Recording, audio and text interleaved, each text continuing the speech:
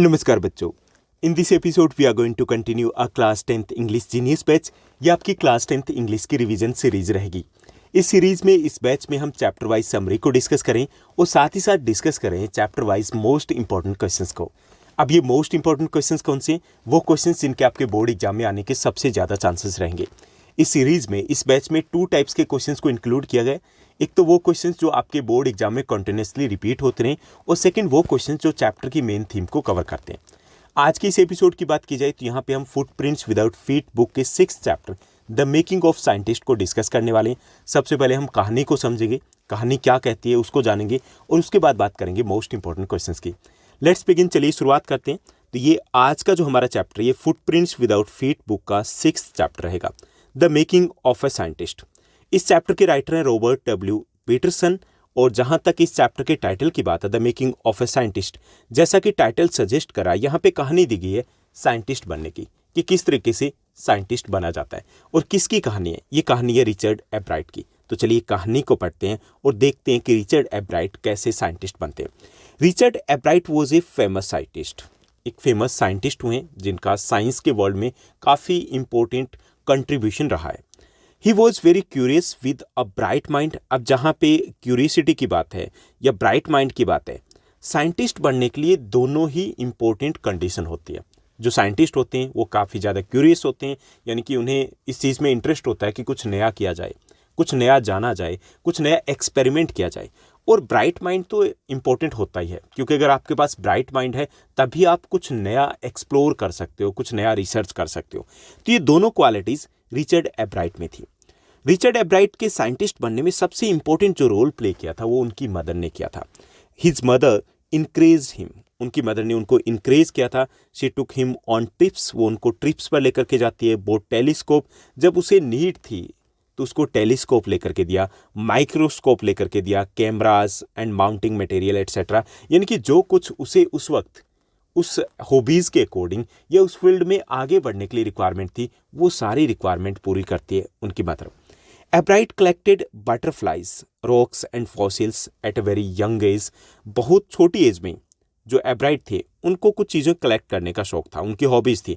उन्होंने कलेक्ट की बटरफ्लाइज को, रॉक्स को और फॉसिल्स को, और उनकी स्टडी की थी उस वक्त जब वो स्कूल में थे, जूनियर क्लासेस में थे। The book the travels of Monarch X open the world of science to him. अगर उनकी लाइफ के टर्निंग पॉइंट की बात की जाए रिचर्ड एब्राइट की, तो वो टर्निंग पॉइंट था the travel of Monarch x. ये एक बुक थी। इस बुक ने उनकी पूरी लाइफ को चेंज कर दिया था। यानी कि अगर हम कहें कि उनकी लाइफ में किसी पर्सन ने अगर सबसे इंपॉर्टेंट रोल प्ले किया था तो वो मदर थी। किसी और अगर किसी कह सकते हैं कि टर्निंग पॉइंट जो था, वो टर्निंग पॉइंट ये बुक थी जो उनकी मदर उनको गिफ्ट करती है। और इस बुक से उनका एक इंटरेस्ट क्रिएट हुआ कि बटरफ्लाइज को लेकर के, कि वो कुछ और नया एक्सपेरिमेंट करे, कुछ नया वो रिसर्च करे। He use to tag butterflies. शुरुआत में वो बटरफ्लाइज को टैग किया करते थे। He participated in many science exhibitions and won several prizes. वो कई टाइप की साइंस एग्जीबिशंस में पार्टिसिपेट करते हैं, कई टाइप के प्राइजेस वहाँ पर जीतते हैं। He studied gold spots on the monarch and discovered a new hormone. उन्होंने जो मोनार्क बटरफ्लाई है उसके ऊपर गोल्ड स्पॉट होता है उनके पंखों के ऊपर, उसकी स्टडी की और एक नए हार्मोन को डिस्कवर किया। This discovery led to his new cell theory. और इसी डिस्कवरी को जब उन्होंने फर्दर कंटिन्यू किया तो एक नई सेल थ्योरी है वो उन्होंने पूरे वर्ल्ड को दी थी। एब्राइट was a good debater.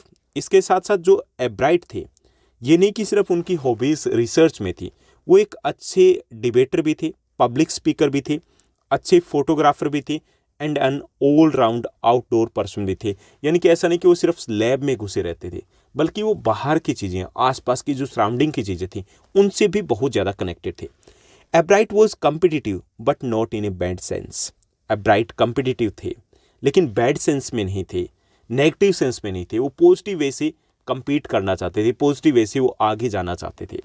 The qualities made him a scientist worth. जिन क्वालिटीज़ ने उन्हें साइंटिस्ट बनाया उनमें थी, फर्स्ट रेट उनका माइंड था, क्यूरियोसिटी थी and will to win for the right reason. और उसमें एक विल पावर थी रिचर्ड एब्राइट में कि मुझे जीतना है, जीतना है तो जीतना है। जैसे कि हम कई बार डिस्कस करते हैं कि कोई भी चीज़, कुछ भी आसान नहीं होता वर्ल्ड में और कुछ भी मुश्किल नहीं होता। अगर आप मान लो कि आसान है तो सब कुछ आसान है, अगर आप मान लो कि मुश्किल है तो सब कुछ मुश्किल है। ये आपके मानने और ठानने के ऊपर डिपेंड करता है। मान लो तो हार है और ठान लो तो जीत है, ऐसा ही कुछ विल पावर थी एब्राइट के पास। तो ये थी इस चैप्टर की कहानी, इस चैप्टर की स्टोरी, जिसके मेन पॉइंट्स हमने यहाँ पर डिस्कस किए। अब हम बात करेंगे इस चैप्टर के मोस्ट इंपॉर्टेंट क्वेश्चंस की। मोस्ट इंपॉर्टेंट क्वेश्चंस में सबसे पहला फर्स्ट जो हमारा क्वेश्चन दिया गया, what were the qualities that go into the making of a scientist, कि वो कौन सी क्वालिटीज है जो किसी को साइंटिस्ट बनाती है, यानी कि साइंटिस्ट बनने के लिए सबसे इंपॉर्टेंट क्वालिटीज कौन सी होती है।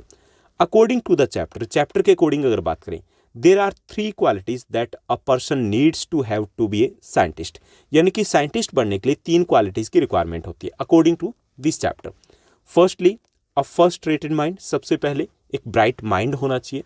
सेकेंडली क्यूरियसिटी होनी चाहिए, क्यूरियस होना चाहिए वो पर्सन, कि कुछ नया उसमें इंटरेस्ट होना चाहिए कि कुछ नया किया जाए, रिसर्च किया जाए, डिस्कवरी की जाए। And thirdly the will to win for the right reasons, और थर्ड है उसमें विल पावर होनी चाहिए, एक पॉजिटिव विल पावर होनी चाहिए कि करना है तो वो करना है। ओके, ये 3 क्वालिटीज होती है साइंटिस्ट बनने के लिए। उसके बाद सेकंड जो हमारा क्वेश्चन दिया गया मोस्ट इंपॉर्टेंट में, सेकंड क्वेश्चन रहेगा, what lesson does a bright learn when he doesn't win anything at the science fair, कि जब ए ब्राइट साइंस फेयर में कुछ नहीं जीतता है तो कौन सा लेसन सीखता है।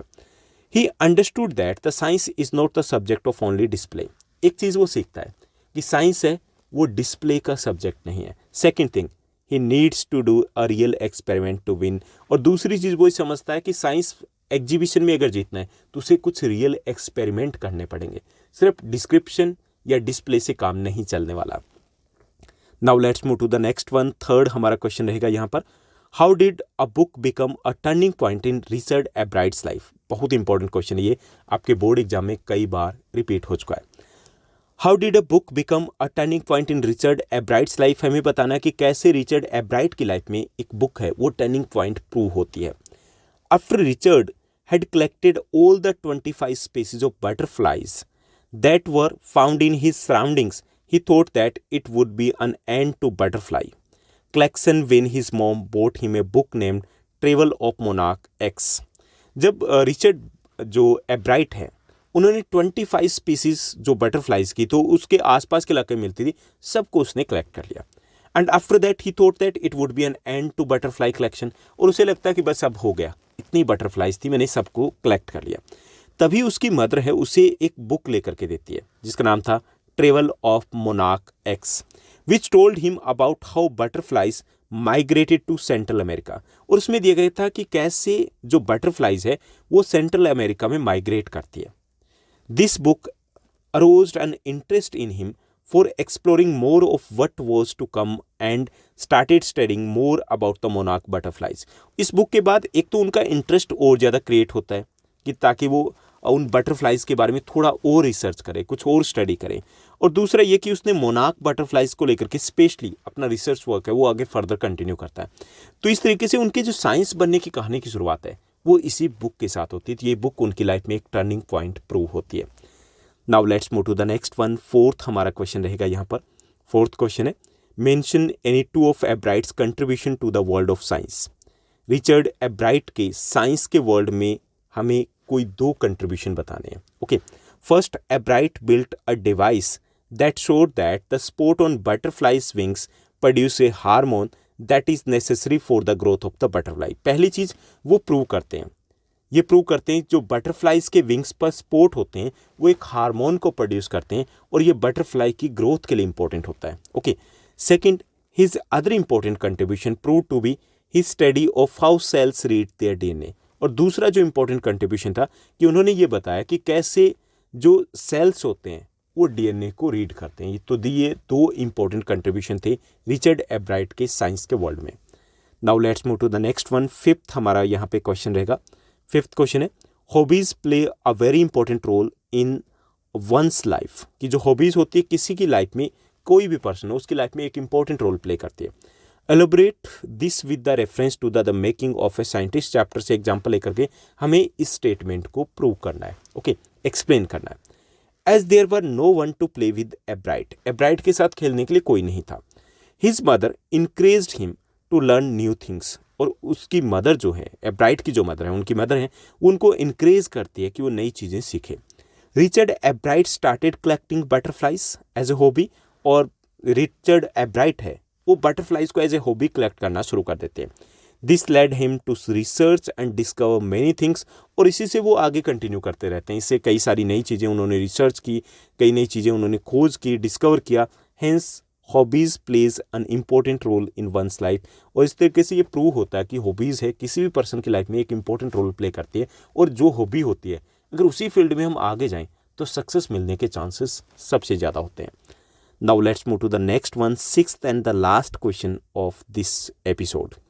इस चैप्टर की बात करें तो इस चैप्टर का ये लास्ट क्वेश्चन रहेगा मोस्ट इंपॉर्टेंट में, और ये आपका लॉन्ग आंसर टाइप क्वेश्चन में पूछा जा सकता है। ओके, यहाँ पे हमारा क्वेश्चन दिया गया कि Richards mother had a great influence on him. Discuss कि रिचर्ड की मदर है वो रिचर्ड को कई तरीके से प्रभावित करती है, इन्फ्लुएंस करती है, उनकी लाइफ को शेप देती है।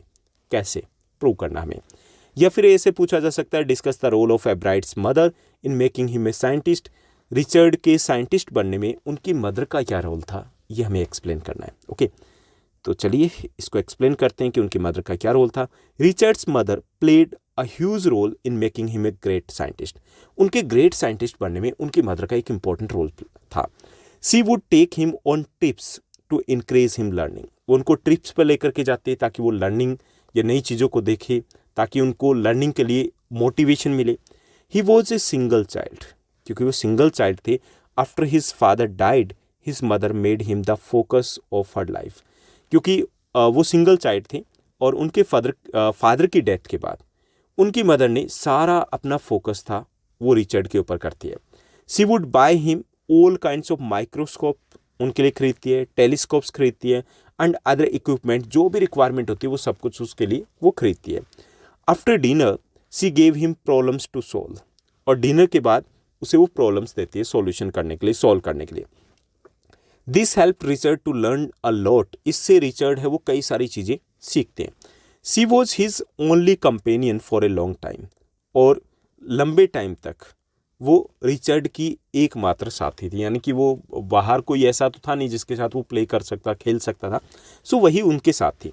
सी always try to give him work that required no physical labour but those works enhanced his learning skills, कि उन्होंने हमेशा उसको कुछ वर्क दिए, उसमें हालांकि फिजिकल लेबर की रिक्वायरमेंट नहीं थी, लेकिन इससे उनकी लर्निंग स्किल्स है वो इम्प्रूव होती है।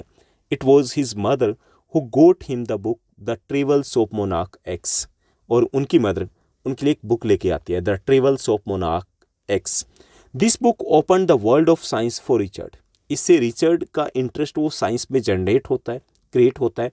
सी ऑल्सो रोट टू डॉक्टर अर्कहार्ट, उनको वो एक लेटर लिखती है टू गाइड हर सन, ताकि उनके बेटे को वो गाइड कर सके।